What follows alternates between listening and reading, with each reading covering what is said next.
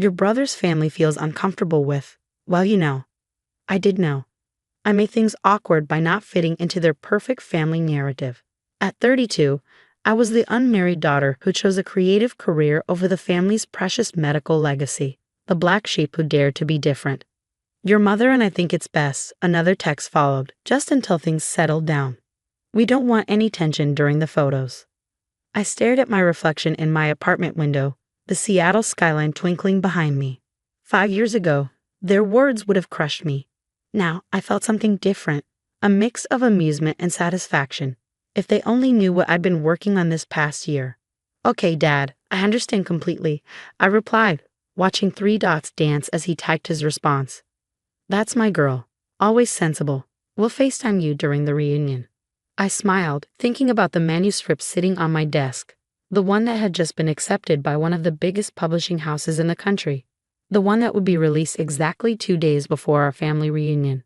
My phone buzzed again, this time from my brother James. Hey sis, no hard feelings about the reunion, right? Karen just thinks it's better if we keep things harmonious. The kids are at an impressionable age. Karen, my sister-in-law, the perfect doctor's wife who'd given my parents the perfect grandchildren and maintained the perfect family image. The same Karen who'd spent years making subtle digs about my hobby writing and my alternative lifestyle choices. No hard feelings, I texted back. I'm actually quite busy that weekend anyway. Busy was an understatement. I'd be on a national morning show discussing my book, a memoir about growing up in a family obsessed with appearances, about breaking free from toxic expectations, and about finding success on your own terms. My editor had called it brutally honest and refreshingly real. The advance reviews were already creating buzz in literary circles. A stunning debut that peels back the layers of family dysfunction with surgical precision, one critic wrote. The irony of that medical metaphor wasn't lost on me. I walked to my desk, running my fingers over the final proof copy, The Perfect Image, a memoir of breaking free by Anna Chin. My family didn't know I'd been writing it. They didn't know about the book deal, the upcoming publicity tour, or the film rights already being discussed. They'd spent so long dismissing my writing as a hobby, they'd never bothered to ask what I was working on.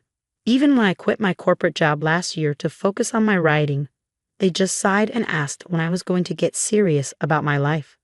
My phone lit up with a message from my mother. Anna, dear, I know you're disappointed about the reunion, but try to understand. Your choices, they just don't align with our family values. Maybe if you follow the path we laid out for you. I left her message unread. Instead, I opened my laptop to check the morning show schedule. I'd be on right after the weather report, prime viewing time, the same time my family usually had their morning coffee. The same coffee shop where Karen held court every morning with other doctors' wives, the TV always on in the background. The same time my parents religiously watched their morning news while preparing for their day at the hospital. My phone buzzed again. This time it was my agent. Advance copies are being sent to major reviewers tomorrow. Your family hasn't gotten wind of this yet. No, I replied. They're too busy planning their perfect family reunion. Well, they're in for quite a surprise. The publisher wants to push up the release date by a day. That okay? I thought about my family gathering, about the carefully orchestrated photos they plan, about Karen's smug smile as she played the perfect daughter-in-law. Perfect, I typed back. Absolutely perfect. I poured myself a glass of wine and walked to my window, watching the sunset paint the sky in brilliant oranges and pinks. In just a few weeks, everything would change.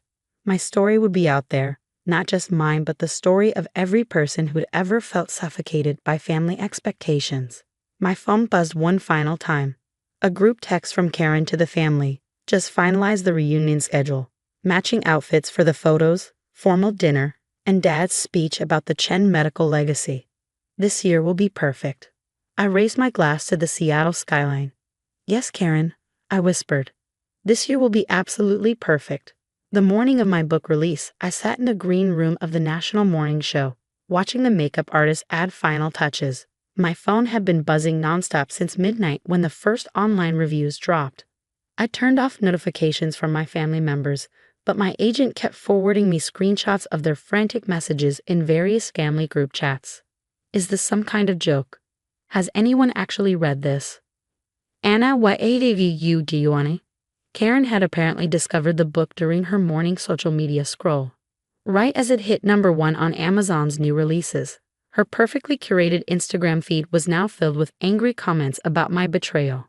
5 minutes, Ms. Chen, a production assistant called out. I smoothed down my red dress, deliberately chosen to stand out against the beige and pastels my family preferred, and checked my reflection one last time. You're trending on Twitter, my agent whispered, showing me her phone. #perfectimage was mentioned 50,000 times in the last hour. The publisher is already talking about a second printing. I nodded, thinking about how my family would be watching this. Mom and Dad in their breakfast nook, Karen at her usual coffee shop table, James probably seeing it on the hospital break room TV. The segment started exactly as planned. The host, Sandra Mills, held up my book with its striking cover, a cracked family portrait with perfect smiles. Our next guest has written what critics are calling the most searing family memoir of the year. Please welcome Anna Chen, author of The Perfect Image. I walked out, smiled, and sat down, the cameras catching my calm demeanor. Anna, this book, it's extraordinary, Sandra began. You write about growing up in what looked like the perfect family from the outside. Successful parents, prestigious medical legacy, picture-perfect holidays.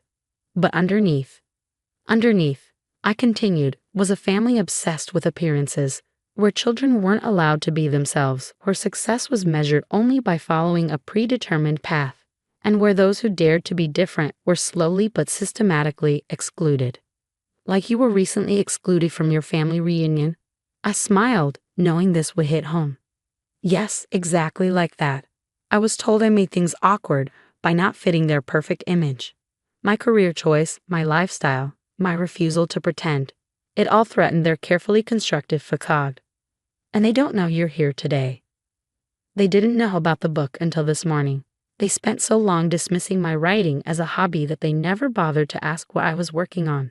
It's actually quite symbolic of our entire relationship, their refusal to see me as I am, rather than who they wanted me to be. The interview continued, each question allowing me to dismantle the perfect image my family had maintained for decades, not with anger or bitterness, but with calm clarity and undeniable truth. Your brother's wife features prominently in the book, Sandra noted. You describe her as the ultimate enforcer of family perfection. Karen represents everything our family values: conformity, appearances, social status. She's not the villain of the story, she's just another player in a system that prioritizes image over authenticity. My phone vibrated in my pocket. A text from James. Do you have any idea what you've done to Karen? She's crying in Starbucks. I ignored it as Sandra held up the book again. There's a particularly powerful chapter about your decision to leave medicine for writing. Yes, I nodded. My parents had my future planned since birth: follow them into medicine, marry the right person, have the right children, maintain the legacy. When I chose writing instead, they treated it as a personal betrayal. They never once asked if I was happy, only how it would look to their friends. By the time the segment ended, my social media following had doubled. The publisher called. They were rushing more copies to stores to meet demand. My agent was fielding calls from talk shows and book clubs. But it was the text from my mother that caught my attention. Your father and I are very disappointed. We raised you better than this. The reunion is in 2 days. How could you embarrass us like this? I typed back. I'm not embarrassing you, Mom. I'm just telling my truth. The truth you never wanted to hear. Then came Karen's message. You've ruined everything. The country club mothers are all talking about it. How am I supposed to show my face at the reunion now? I smiled, thinking about the reunion. The carefully planned photos would now have a very different meaning. The speeches about family legacy would ring hollow. The perfect image they'd worked so hard to maintain had cracked, revealing the truth underneath. My agent touched my arm. Ready for the bookstore signing? There's already a line around the block. I stood up, gathering my things. You know what's funny? I said. They excluded me from the reunion because I made things awkward. Now I've made things more than awkward. I've made them real. As we walked out, my phone lit up with one final message, this time from James. Mom and Dad are talking about canceling the reunion. Karen's threatening to leave town. What exactly was your endgame here, Anna? I typed back 3 words. Just being authentic. Then I walked out to meet my readers, leaving the perfect image behind. The day of the family reunion arrived with a thunderstorm, nature providing the perfect backdrop to the chaos I created. My social media was flooded with messages from readers sharing their own stories of breaking free from family expectations. The book had hit #1 on the New York Times bestseller list, and my publisher had already secured a deal for a second book. I sat in my apartment, watching the rain against my window, when my phone rang. It was my grandmother, the only family member I hadn't written about in the book. She'd always been different, quietly supporting my choices while maintaining peace with the rest of the family. "The house is in absolute turmoil," she said, amusement clear in her voice. "Your mother's locked herself in her room, Karen's threatened to move to another state, and your father keeps muttering about damage control. But I have to tell you something, Anna." I held my breath, waiting for disappointment or criticism. "I'm proud of you," she continued. "Someone needed to crack that perfect facade. We've all been suffocating under it for too long." Tears welled up in my eyes. "You're not angry about the book?" "Angry? Darling, I bought 10 copies and gave them to my bridge club. We've been discussing it all week." Margaret Johnson finally admitted her son's business trip was actually rehab. It started quite a revolution among the country club set. I laughed, imagining the ripple effect throughout their social circle. Then my grandmother's tone turned serious. "They're still having the reunion, you know. Your mother refuses to cancel, says it would only confirm everything you wrote. But it's different now. The perfect image is shattered, and they don't know how to handle it." "Are they still taking the formal photos?" "Oh yes, but now everyone knows they're just for show. Your cousin Emily actually refused to wear the matching outfit Karen picked out. Said your book inspired her to be authentic." Just then, my phone buzzed with a text from James. "This is your last chance, Anna. Come to the reunion, apologize to everyone. Tell the media it was all exaggerated. We can fix this." I showed grandmother the message and she sighed. "They still don't get it, do they? This was never about destroying the family. It was about being honest about who we really are." "Exactly," I replied. "I don't want to destroy anything. I just want to be accepted for who I am, not who they want me to be." "Well," grandmother said, "why don't you show them?" 3 hours later, I stood outside my parents' house, my grandmother beside me. The reunion was in full swing, though from the tension visible through the windows, it was hardly the perfect gathering they'd planned. I knocked on the door. The conversation inside stopped abruptly. My father opened it, his face a mix of anger and shock. "Anna, you weren't invited."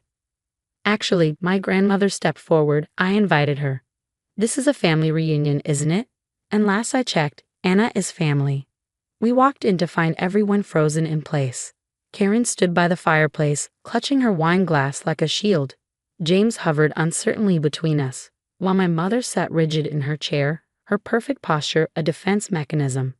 "I brought something," I said, placing a package on the coffee table. "Advanced copies of the second printing. I signed them for everyone." "More accusations?" Karen's voice was sharp. "No," I replied calmly, "the same truth, but with a new chapter. About how breaking free doesn't mean breaking apart. About how real family survives even when the perfect image doesn't." My mother stood up. "You humiliated us. Everyone's talking about it." "People were always talking, Mom. The difference is now they're being honest. Like Margaret Johnson discussing her son's rehab. Like cousin Emily choosing her own clothes. Like me, writing my truth." "Your truth?" My father scoffed. "What about our truth?" "Dad, your truth was suffocating everyone. Look around. Has maintaining the perfect image made anyone actually happy?" The room fell silent. James looked at Karen, who was now staring into her wine glass. My mother's perfectly maintained smile wavered. "I didn't write the book to hurt you," I continued. "I wrote it because pretending to be perfect was hurting all of us. And look what happened.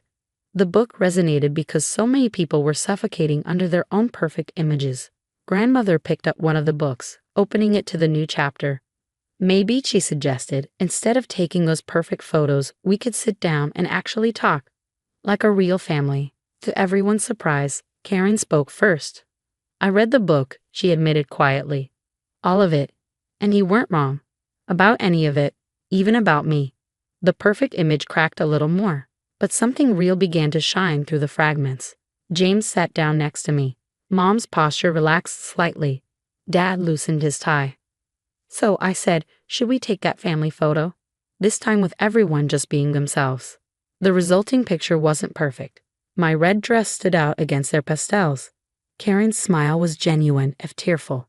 James had his arm around me instead of standing stiffly. Mom and Dad looked less posed, more human. Grandmother beamed from the center. It wasn't the perfect image they'd planned. It was better. It was real.